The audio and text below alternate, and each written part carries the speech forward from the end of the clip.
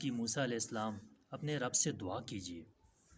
تو اگلے دن ایک میدان میں سب اکٹھے ہوئے اور موسیٰ علیہ السلام نے اللہ تعالیٰ سے بارش کی دعا کی۔ تو اللہ تعالیٰ کی جانب سے ارشاد فرمایا گیا کہ یہ جو مجمع ہے اس میں ایک شخص ایسا ہے جو کہ مجھے نہیں پسند، اس نے تمام عمر میری نافرمانی میں گزاری ہے۔ جب تک وہ شخص یہاں دعا کرنے والوں میں موجود ہے تو میں جو ہے وہ بارش نہیں برساؤں گا۔ دھوپ اور تیز ہو گئی تو قوم نے کہا جی کہ ہم تو دعا کر رہے ہیں اور دھوپ اور تیز ہو رہی ہے۔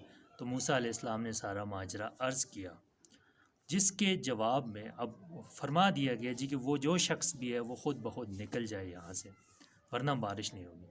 اب وہ جو شخص تھا اس نے دائیں دیکھا بائیں دیکھا تو وہ سمجھ گیا کہ گناہگار تو میں ہوں، یہ میرے بارے میں